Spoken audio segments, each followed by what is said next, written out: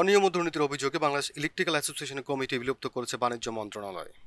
একই সঙ্গে বাণিজ্য মন্ত্রণালয়ের যুগ্ম সচিব জান্নাতুল ফেরদৌসকে প্রশাসক পদে নিয়োগ দেওয়া হয়েছে। গত রোববার 24শে আগস্ট তিনি বাংলাদেশ ইলেকট্রিক্যাল অ্যাসোসিয়েশনের নবাবপুরের অফিসের আনুষ্ঠানিকভাবে কার্যক্রম শুরু করেন।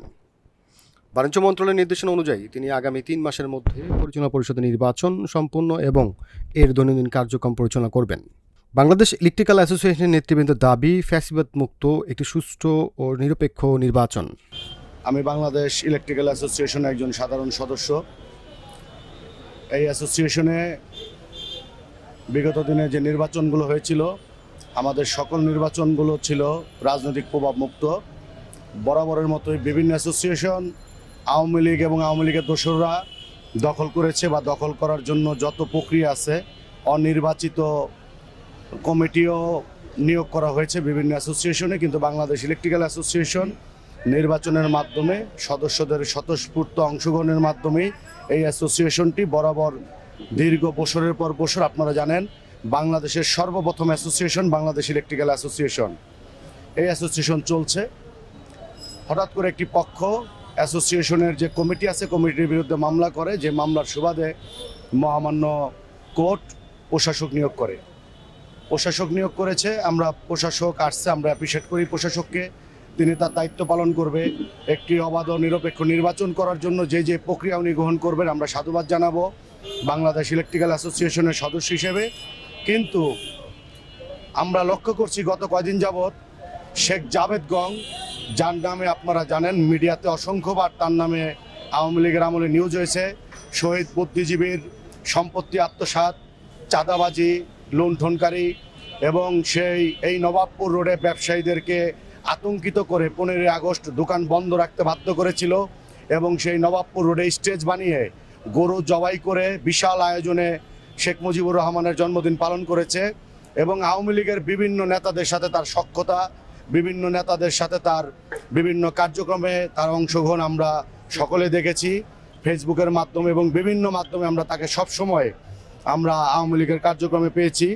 হঠাৎ করে এই ছাত্র জনতার আন্দোলনের সময় শেখ জাভেদ অসংখ্য নিরীহ ছাত্র জনতাকে হামলা করেছে। যেহেতু প্রশাসক মহোদয় আসছেন, উনি যত দ্রুত নির্বাচন দেবে আমরা তত দ্রুত নির্বাচন চাই, এবং আমরা অবশ্যই সাধারণ ভোটার হিসেবে আমরা দ্রুত নির্বাচন দেওয়ার জন্য আবেদন করব।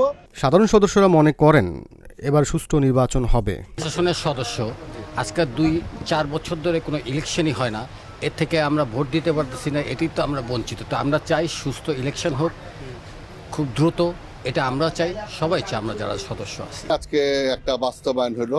আজকে বাংলাদেশ ইলেকট্রিক্যাল অ্যাসোসিয়েশনের প্রত্যেকটা সদস্যের জন্য এবং সারা বাংলাদেশ ব্যাপী প্রত্যেকটা বৈদ্যুতিক ব্যবসায়ীদের জন্য একটি ঐতিহাসিক দিন। আজকে গত প্রায় 1.5 বছর যাবৎ অক্লান্ত পরিশ্রমের মাধ্যমে আজকে আমাদের ইলেকট্রিক্যাল অ্যাসোসিয়েশনে যে অগণতান্ত্রিক উপায়ে যারা কমিটি আমাদের সংগঠনকে কুক্ষিগত করে রেখেছিল তাদের আজকে নিপাত হলো।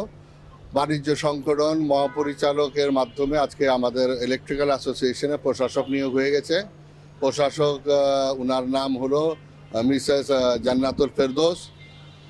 আমরা উনাকে পূর্ণ সহযোগিতা করতে চাই এবং উনার মাধ্যমে আমরা চাই একটি সুষ্ঠু ভোটার তালিকা প্রণয়ন করে একটা অবাধ ও সুষ্ঠু নির্বাচনের মাধ্যমে আমাদের বাংলাদেশ ইলেকট্রিক্যাল অ্যাসোসিয়েশনকে আবার তার গতিতে ফিরে আনা। আমাদের ইলেকট্রিক অ্যাসোসিয়েশন এটা হলো 1964 সাল থেকে এটা জন্ম। এটার একটা ভালো দিক আছে, আমাদের ইলেকট্রিক অ্যাসোসিয়েশনের সবসময় নির্বাচন করে ভোটের মাধ্যমে ইলেকট্রিক অ্যাসোসিয়েশনের সদস্যরা তার নির্বাচিত ব্যক্তিকে মনোনীত করে। আমি ধন্যবাদ জানাই জান্নাতুল ফেরদৌস, উনি আমাদের নতুন ভোটার তালিকা করে। ঠিক আছে, উনি সবই করবে, কিন্তু আপনার নামে অভিযোগটা কেন? আমার নামে অভিযোগটা হলো আমি অ্যাকচুয়ালি আওয়ামী লীগ করছেন, আপনার আওয়ামী লীগের সাথে না, এরকম কিছু নাই, এরকম কিছু নাই। কিছু ছবি এডিট করে ওরা আমাকে এখানে ফ্যাসিবাদী বানানোর চেষ্টা চালাচ্ছে। কেননা আমার এখানে একটা জনপ্রিয়তা আছে, এখানে 7,000 লোক আমাকে ভালোবাসে। আমি 2বার ডাইরেক্টর ছিলাম এই অ্যাসোসিয়েশনের, এবং এই অ্যাসোসিয়েশন নিয়ে আমি কাজ করতেছি, এবং এই অ্যাসোসিয়েশনকে আমি অনেক ভালোবাসি। আর আমার সদস্যরা আমাকে ভালোবাসে দেখেই তারা বিরোধিতা করতেছে। এটা বিরোধিতা খাতিরে বিরোধিতা, তাদের সুদয় বুদ্ধি উদয় হোক।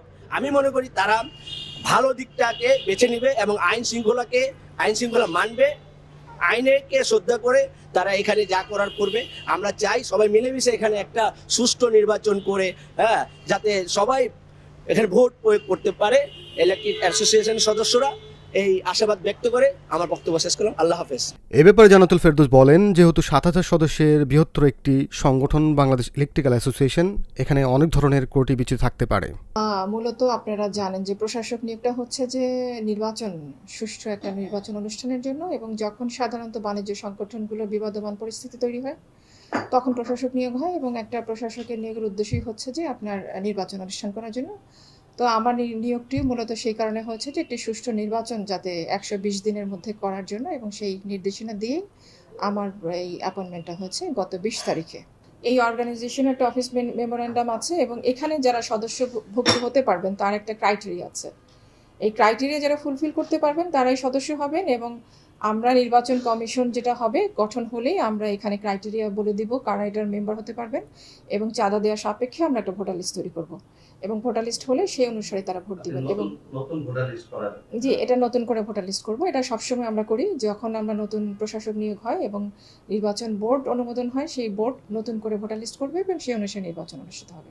এখানে বাইরের থেকে যাদের ওই ক্রাইটেরিয়া ফুলফিল করবে না অফিস মেমোরেন্ডাম অনুসারে, তাদেরকে এখানে ভোট দেওয়ার কোনো সুযোগ থাকবে না।